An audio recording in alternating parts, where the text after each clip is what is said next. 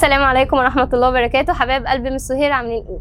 النهارده انا جاي اعمل معاكم التجارب بتاعة الدرس الاول. هنعمل التجارب اللي انا هعرف اعملها معاكم، يعني حاجاتها هتكون معايا باذن الله. هنعمل اكبر قدر من التجارب. عايزاكم تركزوا تشوفوا الحاجة بعينيكم عشان تستوعبوها اكتر، وانا عشان في ناس كتير كتبت لي ان هي عايزة التجارب فقلت هعملها. اول حاجة كان عندنا تجارب الاتحاد المباشر. في الاتحاد المباشر انا كنت جبت 3 حاجات. كان قايل لي نجيب حاجة حديد وقلنا هنجيبها من سلك المواعين العادي عندنا في البيت، وقلنا هنجيب نحاس، وقلنا هنجيب مغنيسيوم، وبعد كده هنولع فيهم في جو من الاكسجين وهنشوف ايه اللي هيحصل. كان في اول حاجه شريط المغنيسيوم قال انه هيظهر ضوء ابيض، وقلت لكم ان ما ينفعش نركز في الضوء دوت علشان الاشعه بتاعته فوق بنفسجيه وخطر على شبكيه العين. تاني حاجه النحاس قلنا التفاعل بتاعه هيبقى بطيء، مش هيتحرق، مش هيطلع لهب قوي، هيبقى بس هياخد وقت كده كتير يعني. والحديد قلنا هيشتعل، وكل ما الاكسجين يبقى اكتر هيعمل اشتعال اكتر، بس كان انشط حاجه طبعا المغنيسيوم. طيب انا هبدا دلوقتي بالمغنيسيوم. انا جبت شريط المغنيسيوم اهو، انا مش عارفه هو باين ولا لا، بس المغنيسيوم عليه طبقه سودا كده، المفروض ان الطبقه دي بتعزله ان هو يحصل له تفاعل. فانا الطبقه دي صنفرتها قبل ما ابدا، فانا لما صنفرته اصبح اللون افتح شويه. بعد ما صنفرت المغنيسيوم هبتدي ان انا امسكه بماسك طبعا علشان ما يحصلش اي خطر. واحده واحده كده بسم الله، ونجيب ولاعه ونشوف اللي هيحصل.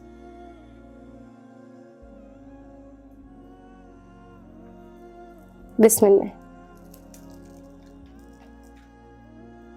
شايفين الضوء الابيض اللي احنا قلنا عليه؟ قلنا ضوء ابيض ساطع لدرجه ان احنا ما ينفعش نركز فيه لانها اشعه فوق بنفسجيه. ده كده التفاعل بتاع المغنيسيوم والاكسجين. تاني حاجه عايزين نعمل التجربه بتاعه الحديد. انا جبت سلك مواعين عادي جدا اهو، هشيل منه حته. انا مسكت الحديد والنحاس بس هو الحديد بس. طيب همسكه برضو بنفس الماسك. وفي حاجه عايزه اقولها برضو، ان لما ولعت في المغنيسيوم انا في ماده بيضه، يعني هي على ايدي اهي لحد دلوقتي، اللي احنا قلنا عليها اكسيد المغنيسيوم اللي بيتكون. تمام. وادي الحديد، قلنا التفاعل بتاعه بيبقى لهب عادي اهو. هو اتطفى علشان انا مش معرضه الاكسجين قوي، يعني انا لو عملت كده مثلا وابتديت ان احرك هتلاقي النار زادت، وكل ما يبقى فيه اكسجين كل ما النار هتزيد معايا. تالت حاجه عندنا النحاس، وقلنا النحاس الاحتراق بتاعه مش قوي، احنا بس هنلاحظ ان لونه ابتدى يتغير. ادي حته النحاس، هبتدي ان انا اولع. عايزاكم بس تلاحظوا التغير بتاع اللون. اللون الاحمر ده ابتدى بس ان هو يروح شويه، هو دي الحاجه الوحيده اللي هتحصل فيه. فاتك المغنيسيوم، فاتك المغنيسيوم اقسم بالله. بعد كده يا حبايبي عايزين نعمل تجارب الاحلال البسيط. الاحلال البسيط قلنا هنجيب 3 انابيب ونحط فيهم HCl. انا كنت جايبه 3 بس اتكسروا مني في الطريق، فالحمد لله اتبقى لي 2. فانا كملت واتصرفت زي اي حد مصري وجبت كوبايه حطيت فيها ال HCl، فعندي 3 انابيب يعتبر فيهم HCl. المفروض ان انا احط هو في التجربه على فكره كان 4 بس في واحده فيهم مش معايا، ما علينا. المفروض ان انا احط مغنيسيوم، والمفروض ان انا احط حديد ونحاس، واللي اقوى من الهيدروجين بتاع ال HCl هيطرد الهيدروجين في صوره فقاعات، واللي مش اقوى مش هيعمل تفاعل. فتعالوا نجرب. انا دلوقتي هجيب المغنيسيوم، وقلت من شويه ان المغنيسيوم بيكون عليه طبقه، لازم الطبقه دي تتصنفر، فانا جبت حاجه اصنفر بيها بس، وهبتدي ان انا اشيل الطبقه سريعا. طيب انا كده خلاص صنفرتها. انا مش عارفه الترابيزه باينه عندكم ولا لا، بس بصوا الطبقه السوداء اللي عليها، يعني مش عارفه هي باينه ولا لا، بس في على صباعي كده هتلاقوا لون اسود، ده اللي كان الطبقه اللي عليه. انا شلتها عشان التفاعل يخلص على طول. طيب نكمل. انا هجيب المغنيسيوم اهو وهقوم حطاه في حمض الهيدروكلوريك. لاحظوا اللي هيحصل وازاي المغنيسيوم هيقدر يحل محل الهيدروجين ويتصاعد الهيدروجين في هيئه فقاعات. واحده واحده. انا مش عارفه باينه عندكم بقى في الكاميرا ولا لا. طبعا الفقاعات اللي بتصاعد ديت هي غاز الهيدروجين، لان المغنيسيوم زي ما قلت لكم حل محله، فكل الفقاعات اللي طالعه دي غاز الهيدروجين. طبعا في هنا غاز بيطلع اكيد مش هشوفه يعني، بس هو في غاز هيدروجين بيتصاعد، والدليل الفقاعات دي. وطبعا التفاعل ما اخدش وقت لان المغنيسيوم نشط. عايزين بقى نجرب في الحديد. الحديد اقل نشاط من المغنيسيوم، فانا لما احط الحديد اهو في حمض الهيدروكلوريك، ثواني بس انزله الحاجه. لاحظوا برضو هيبتدي يتكون فقاعات على طول اهو. شايفين اللي بيحصل؟ اعتقد ان الفقاعات ظهر، والحديد يعتبر كأنه بيدوب بالظبط، لان الحديد قدر ان هو يحل محل الهيدروجين ويطلع الهيدروجين في صورة غاز. ادي كده المغنيسيوم وادي الحديد، والاتنين طلعوا الهيدروجين وحلوا محله عشان هو انشط منه وقابلوا في متسلسلة النشاط الكيميائي. طب لو انا جربت بقى بالنحاس، يعني خلونا اجيب بقى حتة نحاس واحطها في حمض الهيدروكلوريك في الكوباية دي،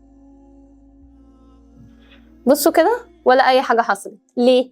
لان النحاس بعد الهيدروجين، وعلشان هو بعده ما قدرش يحل محله، الهيدروجين هو الاقوى، فازاي الضعيف هيحل محل القوي؟ فبالتالي النحاس اترسب عادي تحت اهو، ما حصلش اي تفاعل ولا هيحصل تفاعل، عكس لما حصل هنا.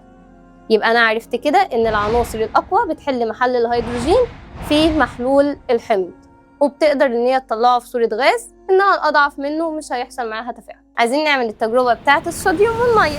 عايزين نجيب فلز زي الصوديوم نحطه في المية علشان يحل محل الهيدروجين بتاع المية. انا فتحت العلبة، طبعا قلنا بيبقى فيه زيت، الزيت دوت طبقة عازلة، زيت الكيروسين، علشان الصوديوم ما يتفاعلش مع الهواء. طيب هطلع حتة صوديوم صغيرة، انا مش عايزة اعمل فرقعة قوية، يعني يكفي ان هي بس يبان لكم التفاعل. طبعا انتوا عارفين ان المتوقع ان الصوديوم هيطفو على وش المية لانه هو اقل كثافة منه، وفي نفس الوقت هيبدأ يدور بسبب التفاعل ويطلع شرارة او نور. واحدة واحدة، يلا بسم الله كده. طبعا الصوديوم بيطفو اهو، بيلف كده دوت بسبب التفاعل، وفي شرارة انا شايفاها من عندي. والغاز اللي عمال يتصاعد ده غاز ايه؟ الهيدروجين، واللون الابيض اللي في الماء اللي بيتكون ده هيدروكسيد الصوديوم. خلونا نكمل ونفضل معاه للاخر كده، وانا اكيد مش عايزه يحصل نور او حاجه في اللوكيشن هنا، فعشان كده مش حاطه حته كبيره، يا دوبك بس يحصل الشراره اللي بتحصل دي. وادي الهيدروجين عمال يتصاعد. اخر حاجه التجربه بتاعت المغنيسيوم، لما نحطه مره في الميه السخنه ومره في الميه الساقعه. انا جبت حتتين مغنيسيوم، طبعا شلنا الطبقه اللي عليهم. اول جزء هحطه في الماء الساخن، وتاني جزء في الماء البارد، وهنشوف الفرق ما بين الاتنين. يعني استنوا، بصوا اللي في الميه السخنه هتلاقوا فيه فقاعات اتكونت على المغنيسيوم نفسه، انما اللي في الميه البارده فيه بس ببطء شديد، لان احنا قلنا ان المغنيسيوم عشان يتفاعل مع الميه محتاج لطاقه، الطاقه بتزود التفاعل. يعني هنا الفقاعات باينه قوي على شريط المغنيسيوم وباينه في الميه، انا مش عارفه باينه عندكم في الكاميرا ولا لا، عكس هنا لسه ما فيش يعتبر فقاعات اتكونت.